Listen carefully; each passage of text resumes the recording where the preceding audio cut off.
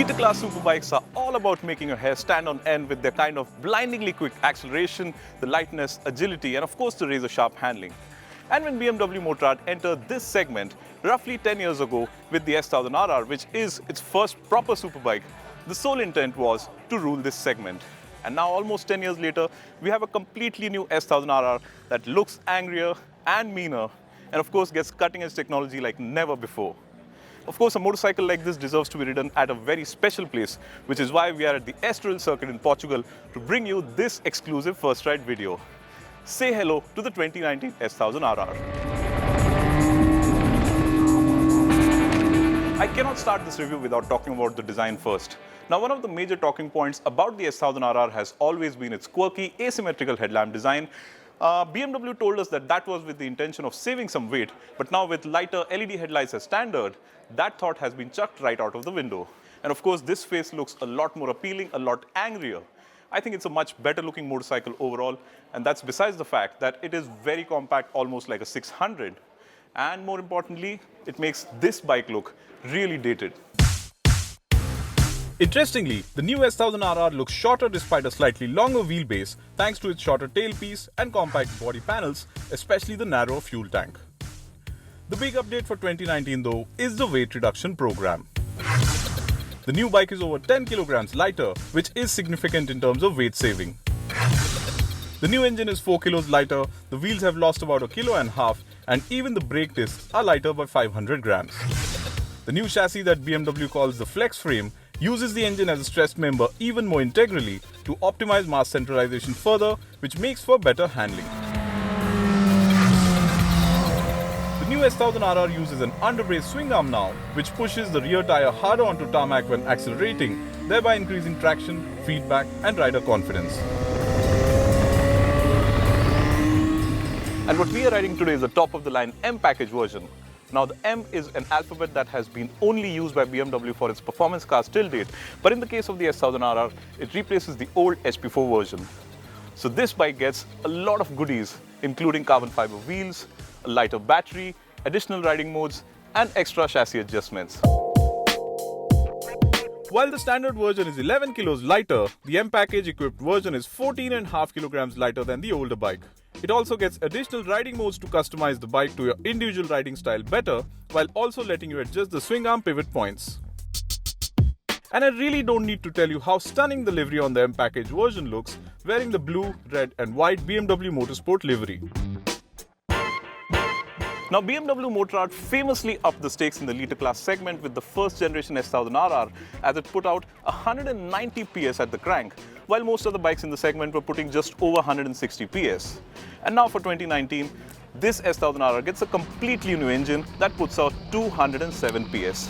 Of course, the bigger highlight here is that the engine is lighter, it revs quicker, and gets some serious technology like variable valve timing, which BMW calls the shift cam. The new engine uses a crank that's lighter by 1.7 kilos and helps the engine rev quicker and harder. Shift cam helps the engine offer a stronger mid-range punch by opening the inlet valves partially before changing lobes at 9000 RPM to open the valves fully, thereby offering stronger thrust throughout the rev range.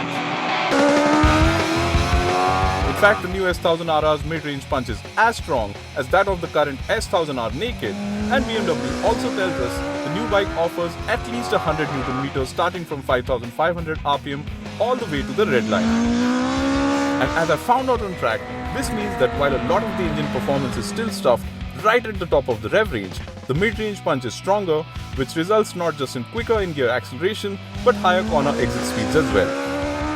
And of course, every time I open the throttle wide, the inline 4-cylinder let out its typical wail that's extremely pleasing to the ears. As was the case with the original, the new generation S1000RR comes with one of the most advanced electronic suite that we have seen on a litre-class motorcycle yet. And the M package version here, it gets an extra set of goodies over the standard version.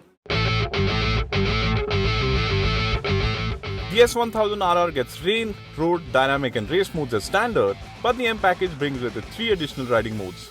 These are Race Pro 1, 2 and 3 and allow you to customize pretty much everything there is in terms of rider aids. You thus get configurable engine maps, varying levels of traction control, ABS, wheelie control, slide control and more. Pro modes also include launch control, a pit lane speed limiter and hill start assist. A 6-axis IMU works full time to ensure wheelie control is precise, and depending on what you like, you can either have the front wheel come up at every corner exit or almost never. So the new S1000RR is virtually idiot-proof, and the electronics do all the hard work, helping you go faster and also making you look like a pro. Menu functions are accessed via the crisp-looking 6.5-inch TFT display. And in case you were wondering, a bidirectional quick shifter is now standard. With the new S1000RR, BMW Motorrad has also moved to semi-active electronic suspension from Marzocchi, which is an upgrade over the old standard upside-down forks and monoshock from Sachs that the older bike was equipped with. The new suspension offers improved control and stability. Lesser dive under braking means you have more confidence when braking from high speeds, and I was touching nearly 280 kmph down the main straight at the Estoril circuit, but braking from those speeds was never an issue thanks to the bike's stability. Confidence around corners is excellent too, as the suspension and the new chassis work together better to let you turn the bike in really quick, lean it in and open the throttle quickly. The previous S1000RR was a lot of hard work on racetracks, and while the new bike is less demanding, it's still a lot of hard work, though that hard work pays off by way of some serious lap times. Another big change for 2019 is the switch to a new braking system from Hayes, which replaces the old Brembo calipers. I would have liked some more initial bite, but to their credit, the new brakes offer a very progressive feel, which is sure to be liked by newer riders. It's been a hard day at work for me. Well, literally, put in a lot of fast laps on the new S1000RR at Estoril in Portugal. This bike is definitely a massive upgrade over the older bike in terms of the performance, the handling, the confidence it offers, everything. We expect it to come to India sometime later in 2019, and when it comes, it will come under premium, but I think that premium is certainly going to be worth what this motorcycle brings to the table.